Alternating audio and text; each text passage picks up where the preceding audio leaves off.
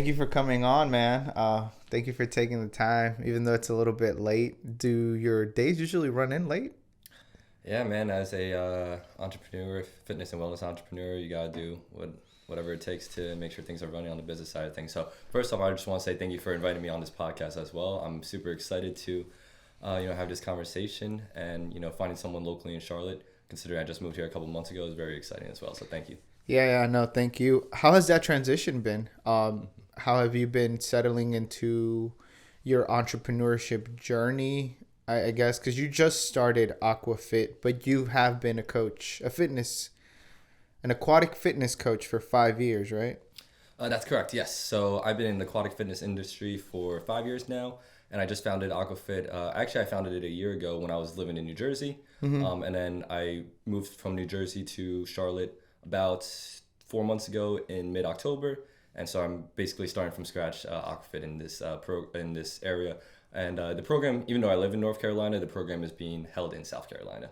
Okay, okay. And tell me a little bit about your journey. How has aquatic fitness shaped your perspective on it? How has it helped you out health wise? Because I mean, everybody does their own type of fitness for a reason, right? So why is it that you chose kind of like aquatic fitness? Yeah, that's a good question. So I was definitely inspired to start Aquafit from my own personal fitness journey.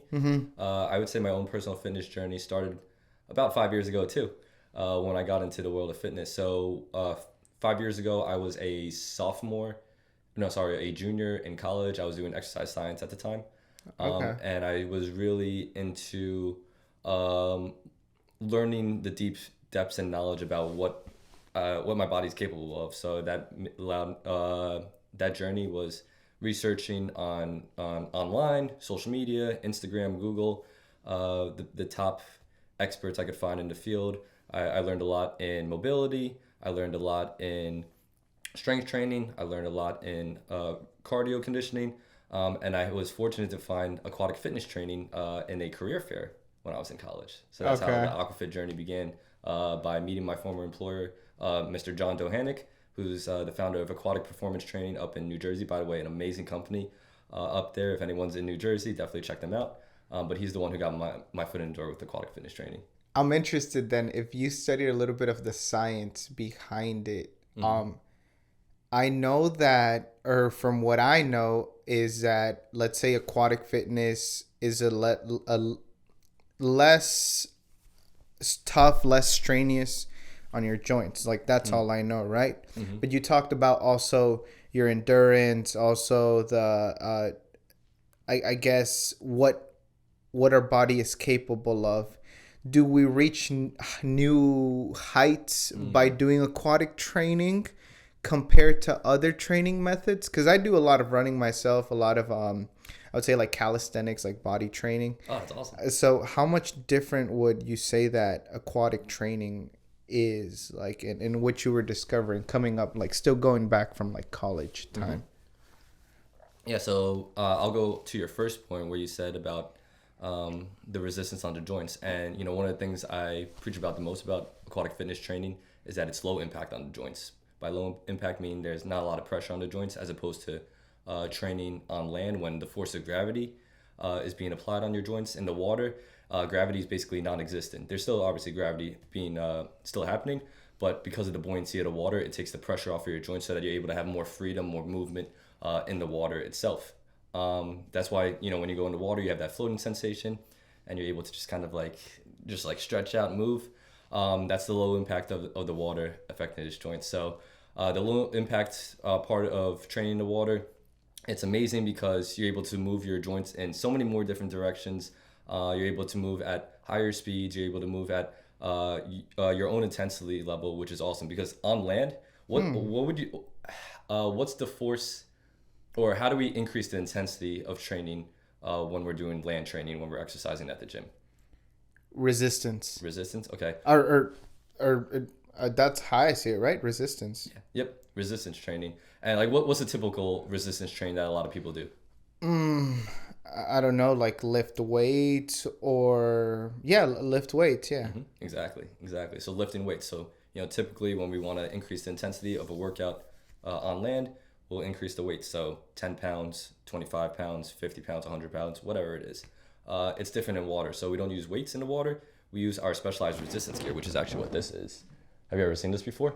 No idea. That looks like a Trojan helmet. Yo, that's what everybody says. Yo, for real, it looks like a helmet for a baby, but nah, it is not a helmet. There's actually like a little handle in there. So this goes in your hand, and as you're moving through the water, you punch, pull, up, down, left, right, in, out, circles.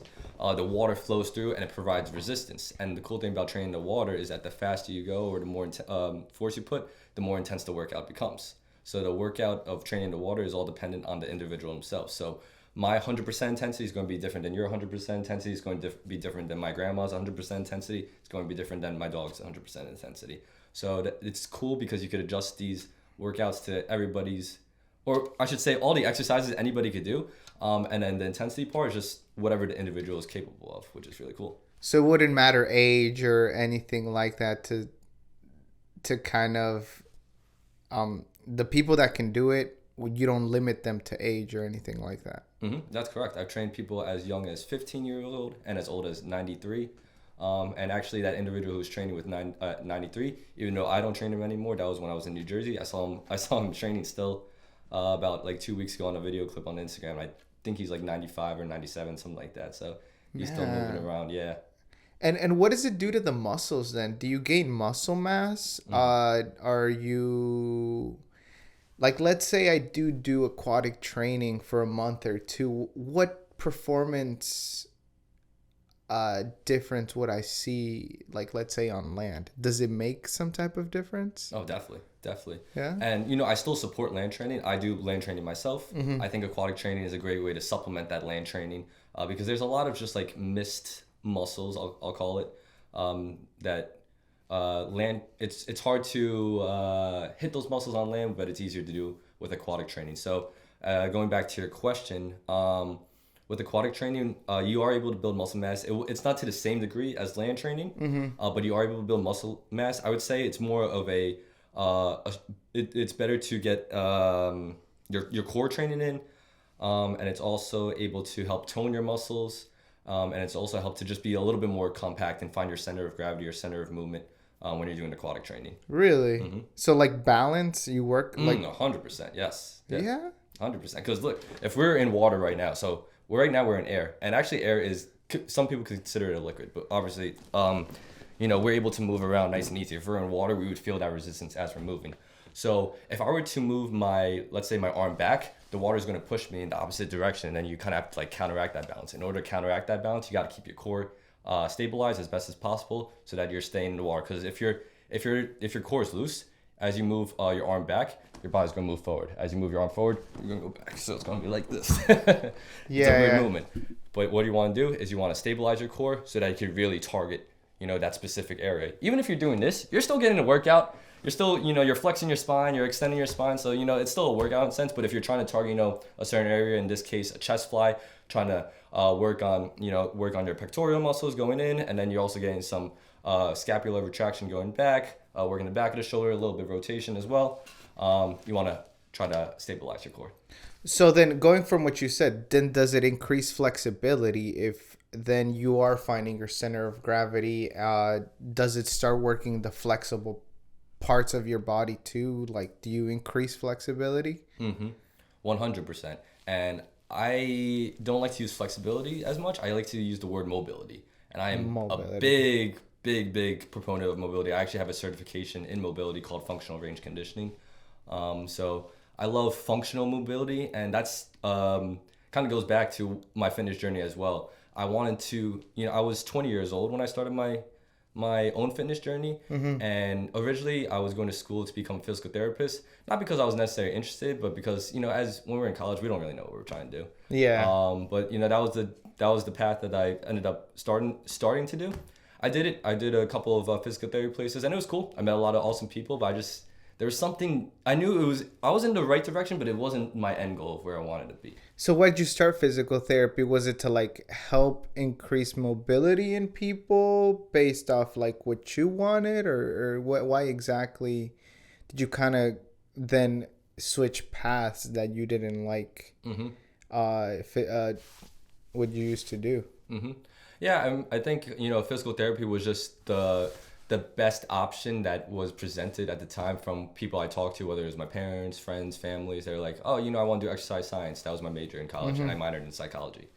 They're like, oh, physical therapy. That's the way to go. They make good money. They have good pay. They help a lot of people. And I was like, okay, I'll do that. I did it, and it was awesome. But there was just something missing at the time when I was doing it, and I just kept digging, just through my own online research, and I was able to find this path of a world outside of traditional education.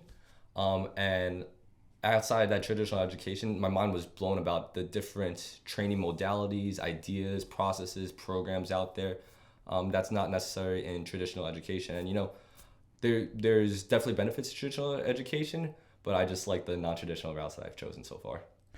So then, what are kind of the more intriguing parts of the non-traditional training that you found? Because I mean, obviously today a lot of us know, or like what we can see is a lot of like, let's say like a lot of bodybuilding is out there, a lot of like, let's say weight training is out there. For me, aquatic training is very new, but I'm always also interested in longevity. Yo, I'm so glad you brought that word up because I wanted to say that before. Can we actually stay on that point real quick? Longevity? Longevity, yeah. So Okay. going back to my fitness journey, so I was 20 years old at the time, and I was like, I didn't want to just like live for tomorrow. I wanted to live like years from now, and not only live years from now, but I also wanted to be able to move and do things. I didn't want to sit on the couch and just like let the days pass when I'm like 80-year-old, 85-year-old, 90-year-old. Like I still want to be active at that. Yeah, age. because the conception is that 2030s, like you're at your peak, and then you know how everybody says it, it's all down after that. Dude, that is crazy you said that because I literally saw a post earlier today, and I'm actually gonna repost that later. I just have a couple other posts that I've put on on the story reels, but yeah, I'm gonna repost that later, and I would love to smash that. That is like Aqua Fit's mission too, because I don't want anybody to be limited by age, by how they grew up, by their area, by their belief system. Like I want to show people the possibilities of what's possible out there with their bodies, and you're not going to get there right away. Like big goals, you're not going to get there right away. Yeah, We absolutely. gotta be realistic about it. But just because it's so far away does not mean we can take steps to get to that place. And that's why I want to help people, teach people that it's possible, and I do that through my fitness modalities. But again, then let's go back to the non-traditional training parts that you were intrigued by. Which ones were the most intriguing parts? Because that's what I'm kind of interested in.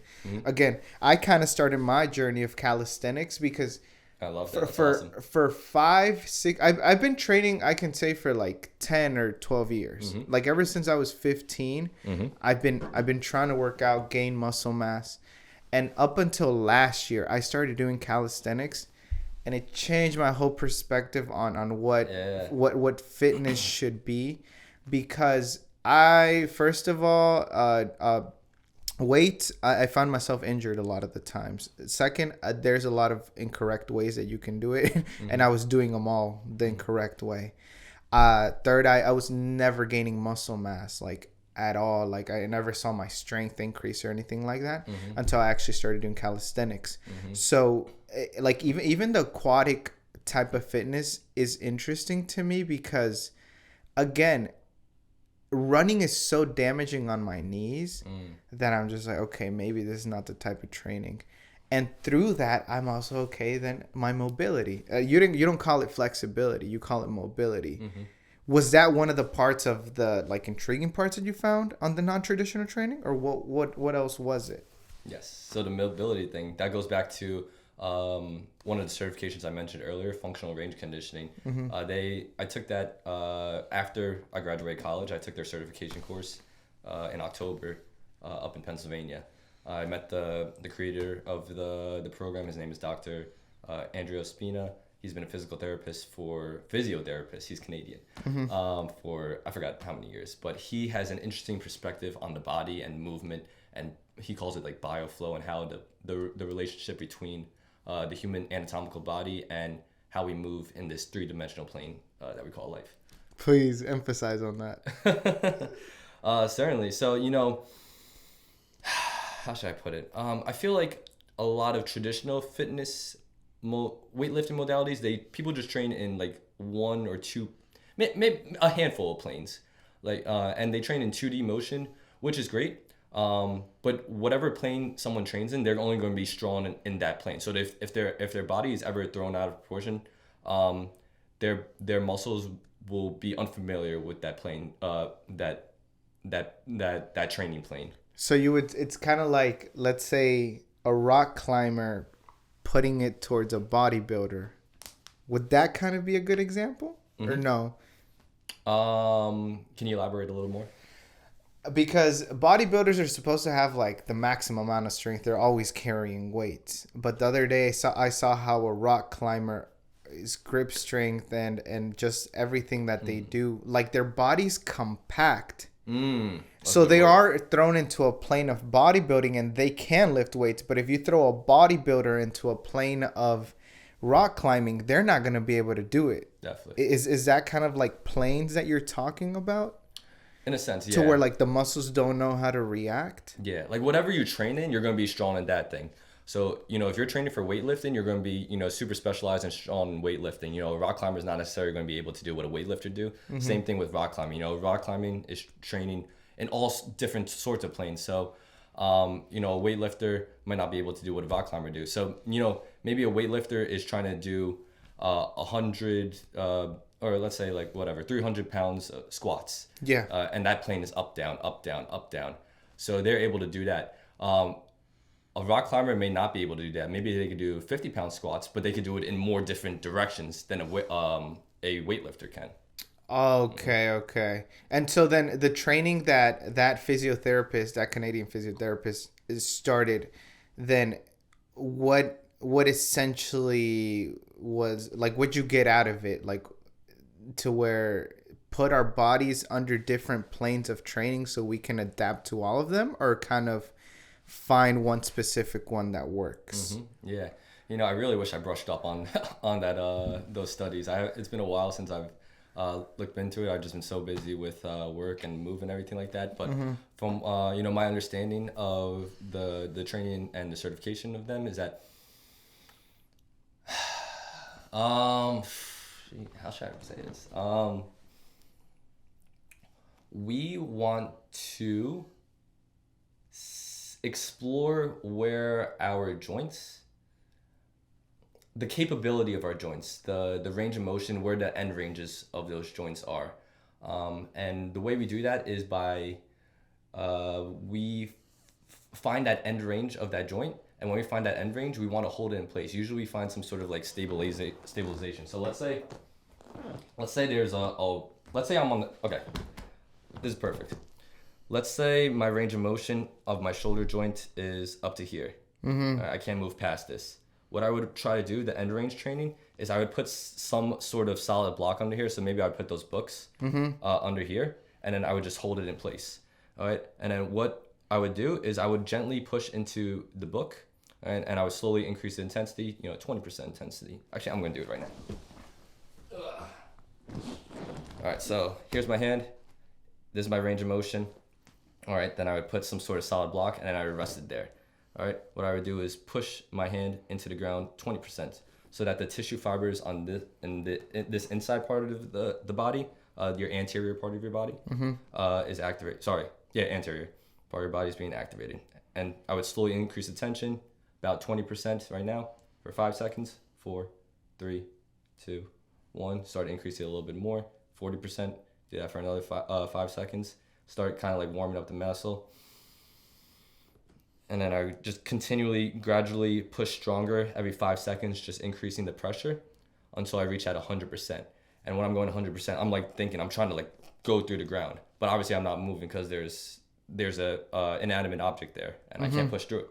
But these muscle fibers are still firing right now. So I'm gaining these joints, and my spatial awareness of my body is activating. The muscles are activating right now. And then what I would do, after holding 100%, you start to like vibrate because you're trying to like really drive through the ground. Yeah. And right now, by the way, I'm trying to train my shoulder joint. I'm trying to open up space in my shoulder joint, my shoulder capsule, I should say. So I would push at 100% probably for about 15 seconds, really get it going, really keep it driving. All right. After that 15 seconds are up, you would want to activate the regressive part of your muscle. So by the way, I'm activating the progressive part of my shoulder. Now I'm going to activate the regressive part. And what I would do is just slowly peel off of the book to activate the regressive muscles. So previously I was doing this anterior portion of my arm. Now I'm doing more of the posterior part of the arm. And then I would just open up capsule space little by little. Now some new space opened up. I would hold that for about 15-20 seconds. After that, I would get like another book and then put it there and then let the muscles relax. And then I would do that about 2-3 times. And then that's the way to neurologically open up space in your capsules, in your joints. And what is that going to do then? What is that going to do? Yeah. You're going to be able to have more mobility and you're going to be able to move around and you're going to be able to like, when you turn around, oh, my shoulder hurts or something like that. Oh, that's kind of like muscle-mind connection, right? Because really, yeah, mind-body connection, yeah. You don't really because you could only understand it until you do it, but you don't really think about it until you talk about it. Because if you think about it, if I put my hand here, then I can feel all my muscle fibers all working here, and then unless I'm introduced to that, then let's say just like you said, if I turn my neck or something oh, this hurts and stuff like that. So then is it opening the muscle fibers? So it's opening, it's definitely activating the muscles and it's opening up capsule space as they call it. Yes, your muscle fibers are expanding while you're doing that as well. Is that why then you got kind of interested then into aquatic training so bad? Because that's kind of what your end goal is? It's a different type of resistance, yes. Okay, it's not the same. It's different obviously because water is water and then air and land is land. How should I explain this? They're very similar in its own different ways, those type of training. I do apply a lot of the concepts I learned from that functional range conditioning into my aquatic fitness training as well. However, it is a little bit differently. I do it more of as a Aqua Fit, as a high intensity type of fitness training. Okay. And actually speaking on that, so before you were saying this is available for anybody, any ages. And as I said before, I've trained people as young as 15, as old as 93, and that is very true. With my program, what I specialize in, or what I tend to focus on, is that that 25 to 55-year-old range right now. Trying to get them high intensity movement. They don't necessarily have to be rehabilitating from injuries or anything of that sort, but as a way to kind of unlock new possibilities of their fitness performances. I'm trying to work with athletes as well to unlock new levels of their athletic performance, get them more high intensity, get them be able to drive their body, their core, their muscles using aquatic fitness training. So getting a more fuller, complete picture of fitness training. The way I see it would be kind of how they say the best medicine is prevention. Mm-hmm. And the way I see aquatic fitness is kind of introducing your body to a new plane of resistance, so that then in the future your body's capable of being able to adapt to that plane. I like the word you said, adapt too. Yeah. That's insane, because let's say that we wanted to do high intensity with a 55-year-old or a 30-year-old. That person already, his injuries are going to hold him back. Just his physical attributes, the physical part of what they've been through will hold them back. But do you find that then aquatic exercise, there's really no restraints because it's in water, right? Mm-hmm. All that muscle pain or what they would normally feel, you don't really feel it underwater? Mm-hmm. Or is that not true? The pain is still there. It just takes whenever someone's coming from an injury, they still have to take the time that's necessary to recover. However, you just modify those exercises so that the injured person could be, are able to do the exercises. So instead of doing, high intensity aquatic fitness training, you just do low intensity aquatic fitness training. So then do you lose weight? Definitely, you could lose weight. With low intensity, probably not so much. Probably low intensity is used more for people that are rehabilitating from injuries. Mm-hmm. High intensity, 100%. When you're swimming in water, how many calories do you think a swimming session for an hour, doing laps up and down an hour is? No idea. I know that if I run an hour at a 6 mile per hour pace, I burn about 600 to 800 calories. But that's running. And that's very similar to swimming as well. Oh, really? Yeah, yeah. You could Google that too. Actually, I Googled that just to like see what the results were, and they were like, oh yeah, in an hour about with moderate 400 to 500 and intense training for an hour about 600, 700, even to 800 calories. But the most important thing I think we should emphasize on is longevity. Oh, longevity. Yes. What do you want to talk about? Because no. What I'm saying is that those type of trainings, let's say that uh, running on a treadmill, Mm-hmm. that's gonna hurt and impact my joints a lot more than, let's say, if I do laps in a pool. Is it not? Mm-hmm. Mm-hmm. Well, yeah, the constant pounding, on the pavement, it'll definitely have more impact on your joints, and swimming would be less impact on the joints. However, we live on land, so I wouldn't say necessarily avoid running. We just got to find, if running is bothering you, we should figure out the root cause of why it's bothering you. Okay. And that's a little, I mean, I can have this discussion about it, but that's outside of my current, train of study. Maybe talk to a chiropractor, maybe talk to a physiotherapist a little bit more to get a deeper understanding of why, that might be happening. I will say, if you are, this is a little tidbit from me, if you are having some pain running, just find a way to regress the exercise. A lot of people, they forget that we could, regress exercises and, take it slow. So a natural way people would regress running, would be from going from 4 miles per hour to like 2 miles per hour, something like that. Go with walking, walk with bigger strides, walk sideways, lateral walking, backwards walking, stuff like that. Find different ways to regress the training. And then when your body feels better, then, try to test yourself again. Okay. I had never thought about that. I was just thinking about going high intensity, and that's how much I can like really push, because I'm always looking for ways on how to I guess push myself to the next level. Like I think I play like a variety of sports. I play a lot of soccer, play a lot of golf. I play love soccer. Awesome like sport. and all these type of sports require different like muscle memory, different strength of different kinds. Like I said, I've done rock climbing too, and Me too, actually, last year. And it's like you require this new type of strength that you could never gain in the gym. Yes. Calisthenics required a new strength of me that I could never do with weights. So it's like it's like that's why I was very interested in talking to you about, like, let's say, like, what aquatic exercises could do to my body. Like what else could I be capable of? Like, like what could I reach? And again, I think I'm always trying to stretch stretch to new heights. Like what else can I put my body to? Like what else will make me feel 100%. Good? Because like after a run I feel good.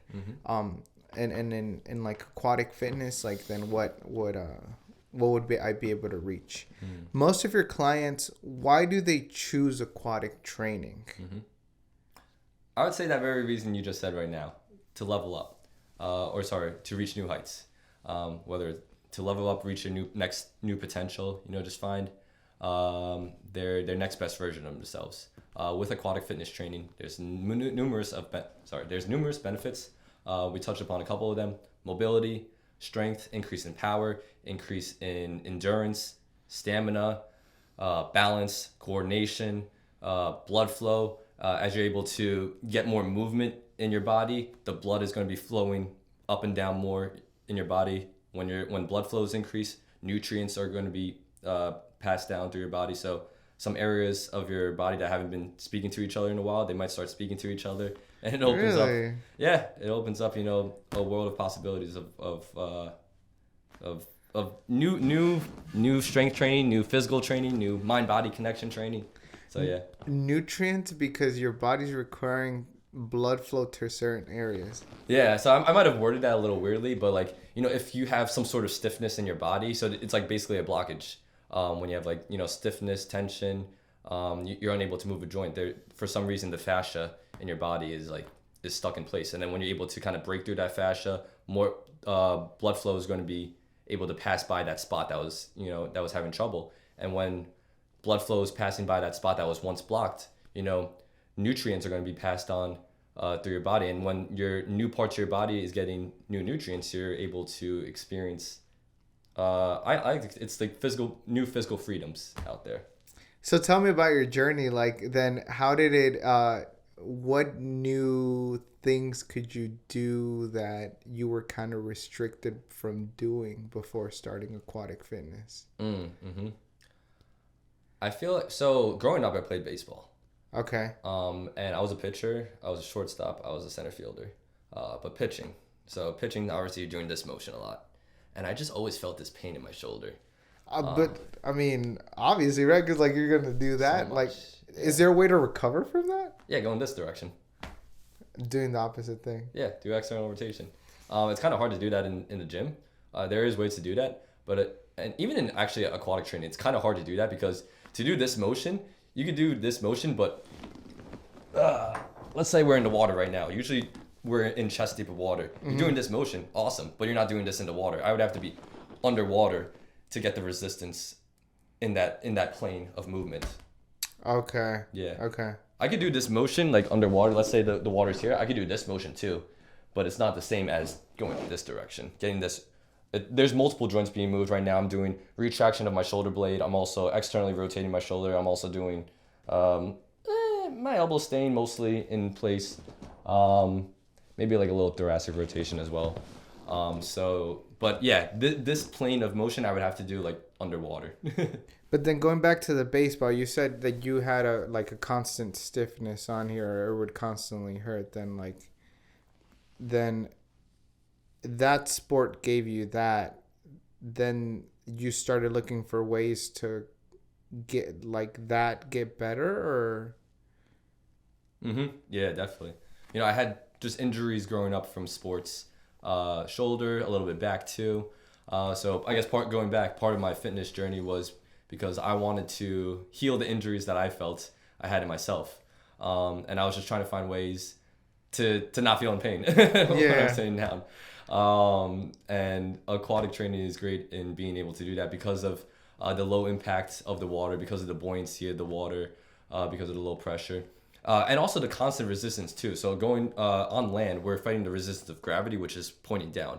In water, you're fighting the resistance of water, which is all around you. So that opens up a whole new playbook. It's not just down. You can get forces left, right, up, circles, in, out. So there's just way more resistance and way more different planes of movement that's possible with aquatic fitness training. Yeah, because I've seen runners, or I don't know why they do it, right? But have you ever seen those, or have you ever done those treadmills that are underwater? Oh, yeah. I used to coach people on them. Yeah, when I was in New Jersey. Does that increase stamina? 100%. Yeah, you're getting... Dude, that was so hard doing it. I'm not good at it. I've done the treadmill a couple times personally, and it is hard to do. Yeah, stamina, endurance, leg strength, balance, coordination, you name it. So people do get progressively better, let's say if they train underwater... And then when they train on land, they'll see a difference after a certain amount of time. That's crazy. Because I've seen it. It looks cool, but I'm like, okay, Unfortunately, I don't have that here, but I did that in New Jersey, and we had underwater bikes. Underwater bikes. Is that kind of like what Aqua Fit is trying to do, or you guys are doing just more... Because I've seen some of your videos. Is it more kind of like stand-up training then? Yeah, so the stand-up training is also a part of the previous program that I was a part of. So APT, they do stand-up training like that where they train your arms, legs, core, and cardio. They also have underwater bikes, underwater treadmills, and they also have some cool stuff outside the pool, like anti-gravity machines and stuff like that as well. As far as Aqua Fit, my vision for Aqua Fit right now, yes, it's just going to be stand-up training. I don't envision myself with the bikes or treadmills in the near future. Maybe in the distant future. We'll see. I actually see Aqua Fit as not being a one location, but as something that moves around the country. Okay, how come? Because I just want to travel. What was I gonna ask you? It was something on my mind. I kind of slipped it. What type of training do I guess the people that are coming into the program? What type of training do they go through? So right now, my clients that I have, they go through personal training. So I would sit down with them to discuss their goals, discuss what they're looking to achieve, with their body, any sort of limitations that they have, and then we set up a plan from there. Whether it's 3 months, 6 months, 12 months. We set the plan right there. We get on the same page. I want to get to know them, and I want them to get to know me and understand who I am as a coach, because working one-on-one or two-on-one, we do some semi-privates as well. It's a good way to just build that relationship so that we understand, like, hey, we're a team and we're going to move together to this end goal. This is the steps that we're going to do. And this is what we could achieve if we do those steps. Would you like to, take this route with me? So that is the program I do right now. In the future, as I establish Aqua Fit, I would like to move it around and do stuff similar to what I just did this past weekend. We just had our grand opening this weekend, which was amazing. It was the best time of my life, man. Really? How was the turnout? Dude, it was good. It was good. It was my first time of big event like that. And I was very nervous. It's a lot to plan a big. I was a little in over my head too, and ambitious. Looking back, I'm like, wow, I can't believe I did 3 days. The smart business move would have been to just done 1 day for grand opening. But I guess the festival lover in me decided to do 3 days. Also, it just made sense. It just felt, it was March 1st, 2nd, and 3rd, Friday, Saturday, Sunday. Like, how could you not pass that opportunity? Yeah, absolutely. 3 days.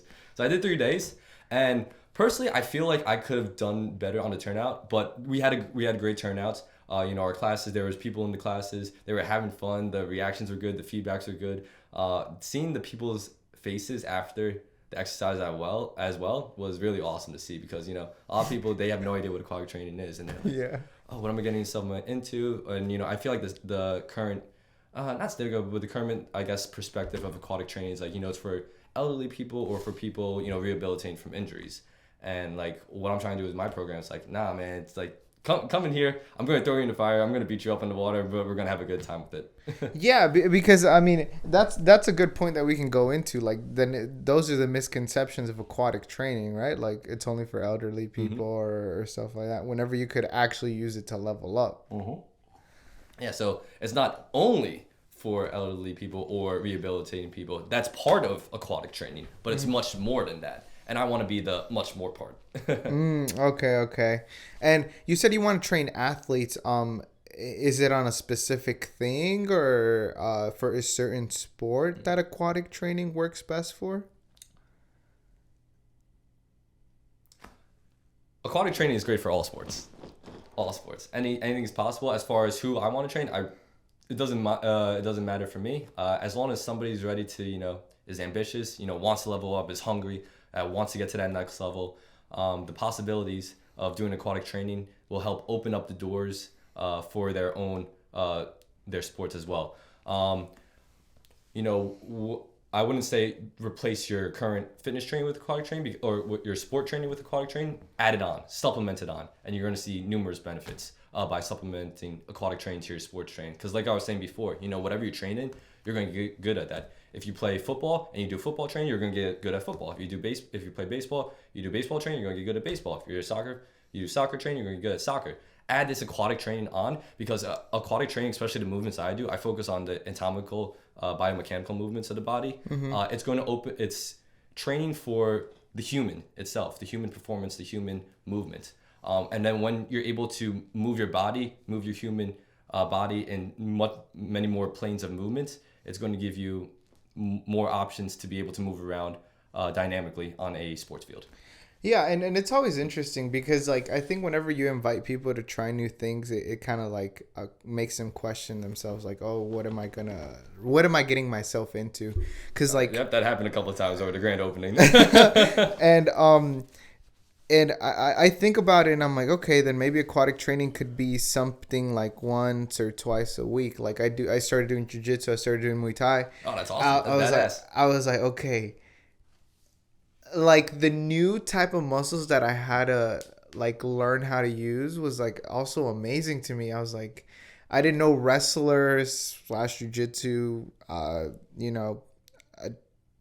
people that train that use a lot of like neck muscles, like, and then my neck started getting stiff. And so I'm like, that's what's up. So I'm like, how do I find mobility? Like, how do I find this? Because at the end of the day, like, as we progress in age, like our muscles are just gonna want to stiffen up, like, and so it's like, how do I find that new range of motion, like, to help me out? And I think that maybe then like aquatic fitness would be of benefit then, like for like long term training. In order for me to be able to do a whole bunch of these other things that I'm doing, I was like, okay, then my mobility has to be there. Mm-hmm. Like, and so I'm like, okay, that'd be a good option Definitely. to add on to my training. Yeah. But I definitely like it. Yeah. You know, for the everyday person, I always encourage movement is medicine. Just keep moving, whatever it is, land, water, space, whatever training, lava, maybe not lava, but Yeah. you might Lava be able to- train. lava train. That's No. but just always move, just always get some movement in, because the body is like naturally trying to like literally just, I guess, shrivel up. The fat, it always just wants to build fascia. Fascia is like this, like it's like the glue of your body. That what causes like your body to stiffen up. Fascia. Fascia, Fascia. What? Yeah. Have you heard of it before? No, no idea. Oh, interesting. It's actually it's starting to become more of a popular term nowadays, I guess, in the fitness world. But yeah, you know, fascia is like this thin layer. It's cool because when I was in college, I did an anatomy class, and in anatomy, we had a anatomy lab where we had cadavers. Are you familiar with cadavers? Like real dead bodies? Real dead bodies, yes. They just brought them from the morgue and put them there? Pretty much. So people donated their bodies to science. Okay. And we were able to dissect them. And when we were dissecting them, I was able to see like underneath the skin, and it really puts into perspective, like, whoa, like this is underneath my body, like these muscles, the organs and everything like that. It shakes you to your core. And you know, shout out to like doctors and nurses or people, you know, see dead people. It's not an easy sight to see. But isn't there a huge difference dissecting a cadaver toward in comparison to how the real body is when it's alive? Because 100%. because when it's a cadaver, do all the, like, I guess, like, do the old injuries remain? Do the That's a good question. like I question things like that, because I mean, Yeah. like, when you're dead, everything is gonna shut down. So is it like the skin is blue, the blood clots just stay where they were? I mean, you would be dead, right? But So there's still cottage there, yeah. but so then, like, isn't there a difference, like a huge difference? Yeah. You know, like let's say you had a lot of like ankle pain or something like that, ankle tension, you were stiff. You would see like a buildup of fascia in your ankle. It would be noticeably thicker than other parts of your body, or like your other ankle, or something, or a different person's ankle. It's different than cartilage. They're related. They're related. I'm not going to talk too much about that because I'm not too familiar with how to distinguish it, but they're Yeah. related. They're related. Yeah. So then, but what causes that fascia? Like, it just naturally comes up over time, or is it because you're not moving enough that then it starts getting filled up? I would say that we neglected that movement in that plane of field. And because we neglected that movement, the body's like, oh, I don't need to use this plane of field. I'm going to shut it down so I could focus my energy in different parts of my body. That's crazy, because then because the body does that. Oh my gosh, You know, it's trying to conserve its own energy, and it's trying to make it's the most efficient tool out there, and it's the most amazing tool out there. I think the human body is beautiful and it's incredible, and I wish people would have a better relationship with their body in terms of understanding the connection points of what's possible in their body, like understanding the mind-body connection from their hands to their brain to their core to their legs, and then not getting caught up into I feel like we get so caught up in the day-to-day lifestyle that we forget, we don't give love to our body, the little parts, and we neglect the little things, and the little things over time add up to big things. You know, I've been, it's become more relevant to me day to day that, like, I'm so caught up in my day to day that I don't even listen to my body. Like, let's say if I have a little bit of pain, I overlook it. Also in my training, I just go and kill it, if it, like, even though I'm sore and all that. So, like, I know I should give it more importance than it does, like, than I currently do. So it's just intriguing to me that you bring things like that up, because, like, I think a lot of us, like, just neglect our bodies really bad when when we give it, if we give it the right tools, our bodies are just capable of curing any illness, like Oh, any you're touching upon something interesting. Continue, man. and any illness, Oh man, I'm getting excited. like our and I'm talking about the whole body, because I think, well, the thing that I train the most, I would say, like, the brain. The brain is also a muscle. Yes, yes, yes. And I think that's the thing that I train the most. Mm-hmm. And How do you train it, by the way? what? You said you train the mind or the brain the most. How do you train it? I go through a lot of stress. That's it. Well, that's true. Stress is the way you have to build your muscles. I mean, when you're in the gym, you're getting that resistance. That's external stress, and that's the way to build your muscle. You gotta put yourself in an uncomfortable situation in order to get to that next goal. Literally, when you're training at the gym, it's so funny. When you're training at the gym, your body's like, oh shit, that was hard. Like, let's put some more muscle there so it's not as hard next time. Yes, and that's changed my perspective on training, because the other day I was listening to a video and it was like, if your muscles are already used to doing that, like capable of that resistance, you're only really making muscle on the reps that you can't do, like the reps that you're forcing yourself to pull out of you. Mm-hmm. I'm like, okay. That changes the whole perspective, the whole game. So, like, have you ever heard this quote? Have you ever heard of David Goggins? Yeah. I think it's David Goggins. It might have been him. It might have been someone else. Who knows? But he says, like, I don't count the reps until after it starts burning. Yes. Like, whenever you start feeling that lactic acid come in, and then whenever it's actually really burning your muscles, anything past that is when you're growing. That's new territory. And I'm just like, that's your next level. What did you call it? Like new heights? That's what you say? Yeah. I would say, like, new heights. Honestly, I really think about going to the gym or doing any type of training, and like, I'm gonna go humble myself. Humble myself. Or I'm gonna. I honestly think about it destroying my body, because it'll be ready whenever I really need it. Oh, okay. Like, yeah, I like that. Continue, man. Like in cardio too, it's kind of like sometimes you feel like your lungs can't, but I'm just like, okay, like this is just like a new level, and it's hard to get. It's hard to live in that moment, because you're wanting to just like quit.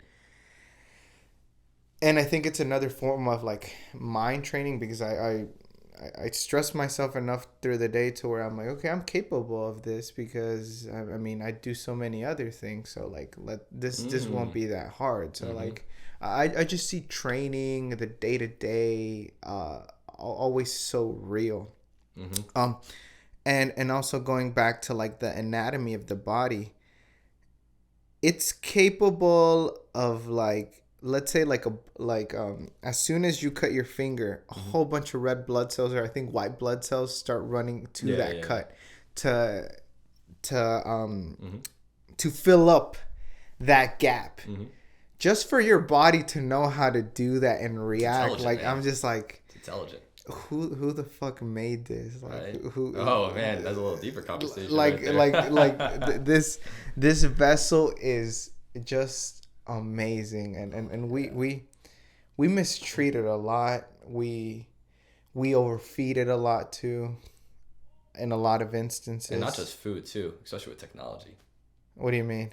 We overfeed it with the constant dopamine scrolls of technology and just constant screens around us, and we've lost connection with nature and life and other people. We hide behind screens so much too. There's a lot, and I see the direction of the future of technology too. And like, I'm for some things too. But then it's also good to step back and realize, like, hey, we are a human being, blah, blah, blah, stuff like that. Knowing when to disconnect, respecting the relationship of technology and use it as a tool instead of letting that tool control ourselves.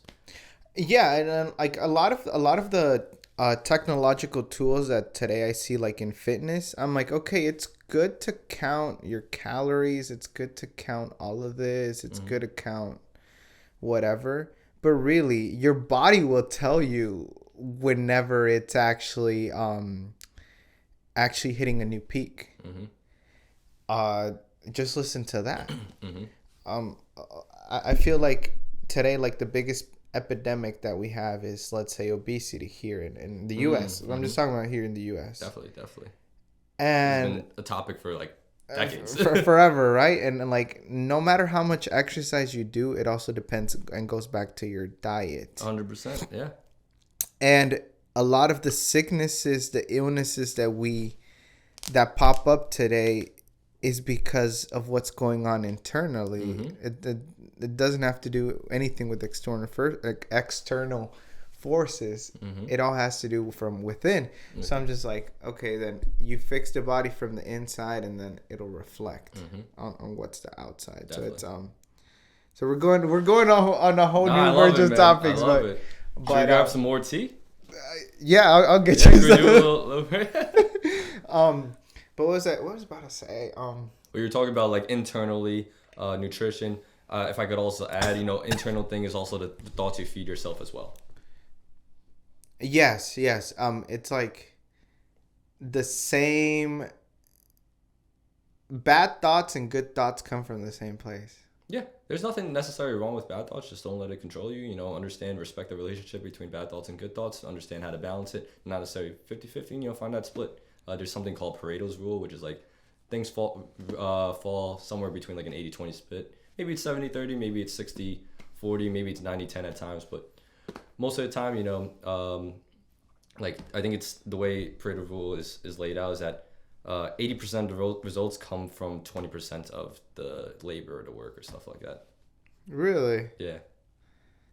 It's an interesting book. You could look up the book called 80-20 Rule. I forgot who it's by, but 80-20 Rule talks all about Pareto rules. They do a bunch of examples about it. You could just search up Pareto's rule, Pareto rule on Google and just like learn a little bit about it. But everything kind of falls into that like dynamic, that balance dynamic. Okay, yeah. And then like going back to the thoughts, 80% of the thoughts, have good, positive thoughts, encouraging, optimistic, forward looking. And then, 20% of thoughts, acknowledge those, negative emotions and, use those negative emotions as another source of fuel to push you on to your journey, but don't let it consume you.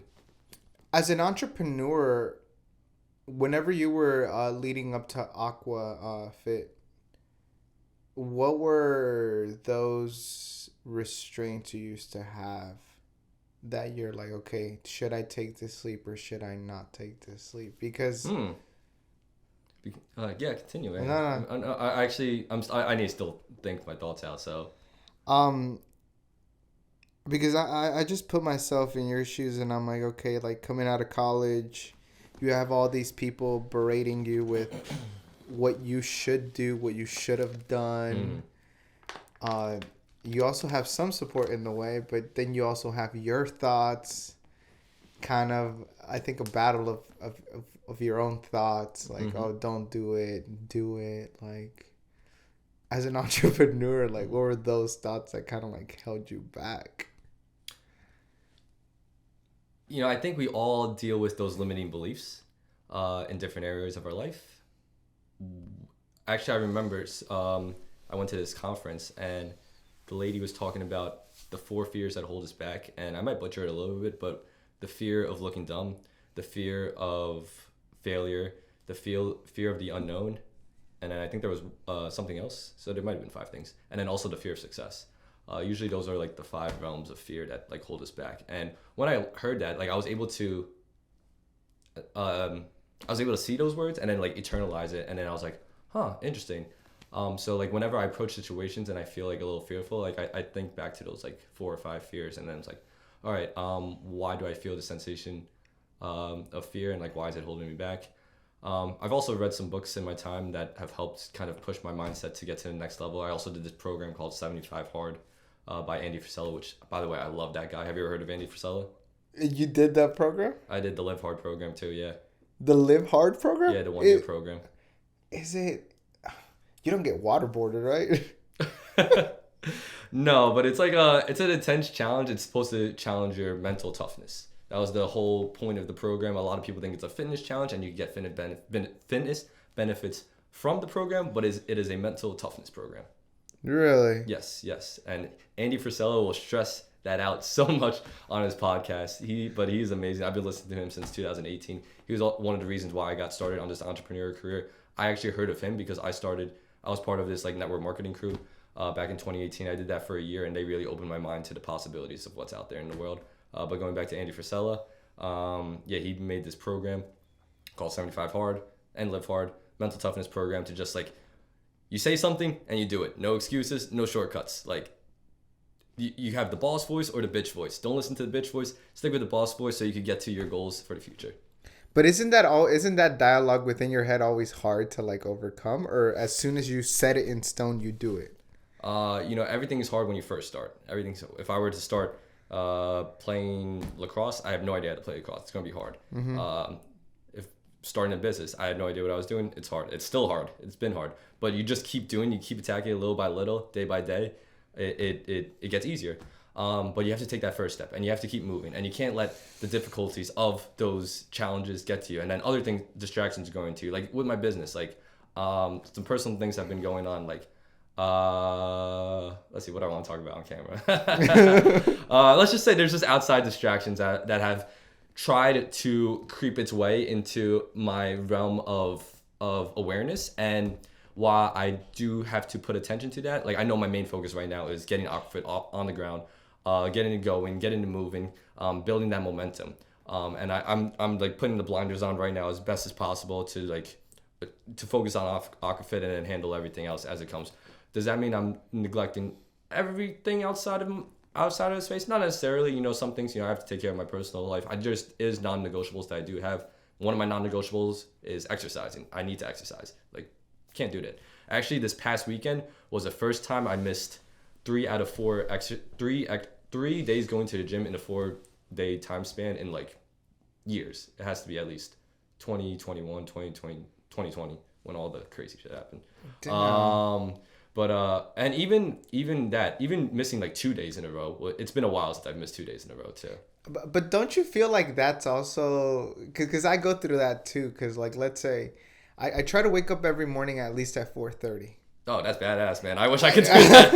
And then, but it's so tough on me because it's tough because if I wake up at 7, so like I have this flood of negative thoughts like going through my head, like because I am so used to waking up early. You're telling yourself that you could be better. Like, why are you doing this? Yeah, exactly. Like, so is that not like kind of also like for you? Like, how do you handle that? Like, do you give yourself grace? Because again, I think you probably have that code of longevity more down than I do. I think you're on a good pace, man. So I know it. Trust me. Like the reason why I bring up the longevity, the go hard things, doesn't necessarily always mean something good, because always like going hard every day, mm-hmm. it's not gonna allow me to live tomorrow. Yeah. Maybe mm-hmm. like because again, sometimes let's say that if I wake up that early, I'm gonna need pre-workout, or I feel like I need pre-workout to actually get myself through the workout, which is not necessarily good. I wouldn't recommend it to everyone, because again, you could increase your blood pressure because of that. So, do you give yourself grace? Mm-hmm. Do you allow yourself that grace? If I do mess up, I would acknowledge that with myself. Like, I have to come face to face. I don't want that small little thing to become a big excuse me. That small little thing that I missed to become a big thing. Like, I'm gonna acknowledge it and like look myself in the mirror, like, hey, you messed up here. This, and then acknowledge it. But then you move forward. There's this podcaster, his name is Ed Milet. He talks about like blissful dissatisfaction a lot of times. That sounds so blissful. It's a little bit different than what we were just talking about, but I like that duality of thoughts there. So going back to the grace part, if I mess up, like let's say, I was supposed to do this and I didn't do it, have that tough conversation with myself, but learn from it and then move forward. What are the action steps I could do to be better next time? That's all what it's all about. Be better. And I tried to wake up early and I was just beating myself up so much. I just could not do it. So then I just restructured my lifestyle a little bit. I just changed it. a little bit. So now I'm happy with the flow of when I wake up. I'm not like waking up like after 12. Maybe it happens like it actually hasn't happened in a while. But like I will plan ahead and making sure that I am doing things that is within just outside of my limits. And then also some things that are within my limits too, like getting up. Like I feel very comfortable waking up around like 7:30, between that 7:30 8:30 time spot. So that's why I wake up and then I start my day, around like 9:30 or so. No, and again, I think everybody has their own type of flow finders, like just like any other creative person. And let's say if you have to listen to music and if you have to have coffee at the same time, like to get those creative juices flowing, the same way that it's like everybody's perspective. Just that me, from I guess my childhood experience of like what I saw with my dad, what I've been through, that's just kind of like the key for me. But everybody I know like is different. I have friends that get on me because they're like, okay, not enough sleep is gonna cause this, and he's like, do you want to see your children grow up? I was like, man, come on, stop being so blissful like about those things, because again, some of the things that maybe that I'm doing in my routine might be too extreme to where like, hey, like I have to analyze it, like, but I think it's kind of like a process of finding yourself. The reason why I'm going so hard these days is because I don't know, I want to get myself to a certain place. Yeah, definitely. And then I can give myself some grace. But nice. Until then let's just go hard as we can and stuff like that. So yeah. And the reason why I talk about these things or I bring these things up is because I mean, every entrepreneur has their journey. Every entrepreneur has that dialogue of like, can I do it? Can I not do it? So like that's why I kind of was going into that, because I think every risk that you take in life is going to have a consequence, whether it's a good risk or bad risk. It's going to have some type of consequence. And consequence is not necessarily good or bad. Consequence is a neutral word. I think a lot of people put positive or negative feelings towards words, and words are just neutral, or like whatever. Things are just neutral, and then they put whatever perspective on it. Okay, yeah. Like consequence, like a lot of people hear the word consequence and they think like the negative side, but consequence is just a word, and then there's also positive consequences too. Definitely, I think a lot in the plane of negative and positive a lot, and those are I'm limited to that for now. But I like what you just said, for now too. Once you start telling yourself like, it's good to acknowledge where your limits are, but then just don't say you can't do it ever again. I'm not good at baseball yet. I'm not good at swimming yet. I'm not good at rock climbing yet. I'm not good at being a podcaster yet. I'm not good at being an entrepreneur yet. I'm not good at being a Aqua Fit coach yet. Blah, blah. And but don't close yourself off. It's going to be tough in the beginning. You just build it up over time. You're definitely right about that. I had not thought about that, but yeah, it definitely. I'm glad I followed a little bit of your journey. We talked a little bit about what Aqua Fit is, and I'd like to close it off. Always, we didn't really talk about your background or your childhood, but what would you have told? What message would you have gave your younger self? In terms of what? I don't know. In terms of, I feel like growing up, we go through just a wave of emotions, up and down, good or bad. Once again, words are just words, but I don't know. Some word of advice you would have gave your younger self growing up. Obviously, today you see yourself in a different light. You're an entrepreneur. You're leading your business. But what's something that you would have liked to tell yourself whenever you were younger? I don't know. Might be a good message. Might be a bad message. It's interesting you're saying that, and I'm trying to see if I have this piece of paper that I have. So I went to a Reiki master yesterday. You went to a what? A Reiki master. Are you familiar with what Reiki is? Reiki? Yeah, Reiki. No. So they do Reiki, and what Reiki is I hope I'm not butchering it, but it's like the shifting of energy within your body. That's what they do. So they try to, Chakra? they use chakra points. That's part of it. And they just try to readjust like stuck energy in your body. So I did a form of Reiki, or maybe it's like a subsection of Reiki, or maybe it's completely separate from Reiki. Sorry, Shannon, if I messed this up. Shannon is the person that was doing the ceremony on me, the session. So she did something called, I believe it was emotional body code. And what she did with emotional body code, she went exploring in my body to find certain emotions that were stuck in my body, and then try to identify the root cause. So she would do her thing, and then she would like kind of point out emotions that was stuck in my body, and then around the time period that those emotions were stuck.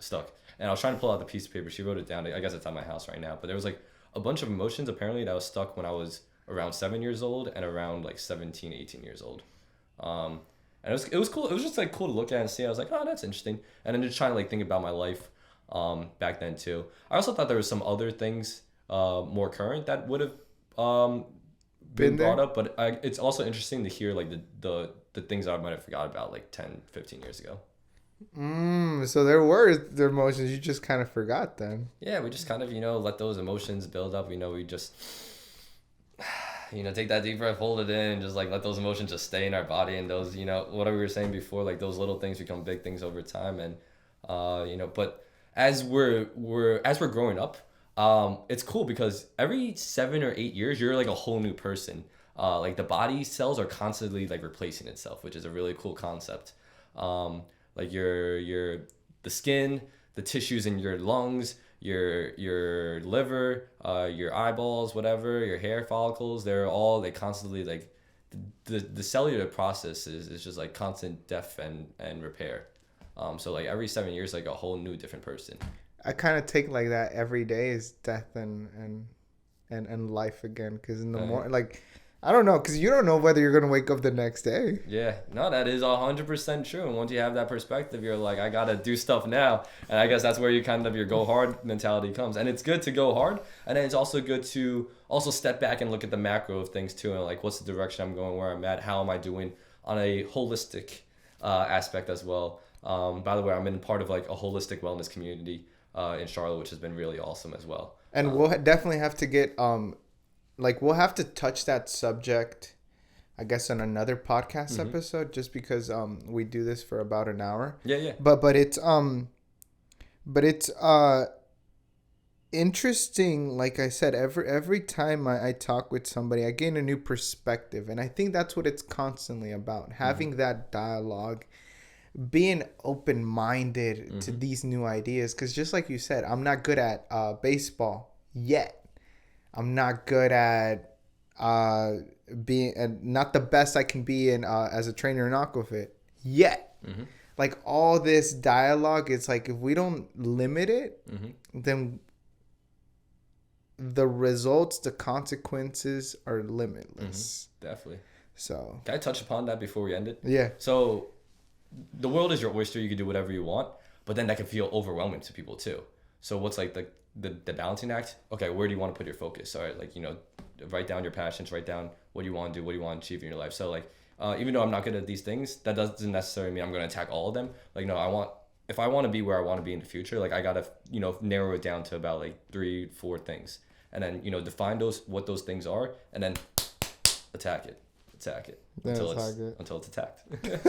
No, and thank you again, Matt, for coming on the podcast. We'll definitely have to touch on the wellness and holistic side of things, because again, I think that's a whole new world that I'm being introduced to. Yes, all these tinctures too. Shout out to my boy Dan, the People's Herbalist out in New Jersey, with the amazing tinctures. We got Lucidity, we got Breathe. He's an adaptogenic herbalist that helps all sorts of wellness within your body to help heal your body from within. No, but I'm glad I definitely got to talk about what aquatic fitness is. I'll definitely have to check it out. And everybody that's listening to the podcast, please make sure you guys like, comment, and subscribe on this episode. If you guys have any questions, please hit me up, or I'll connect you guys to Matt, and I'll have his link in the description. And we'll make sure that catch you guys next time. Thank you. Thank you.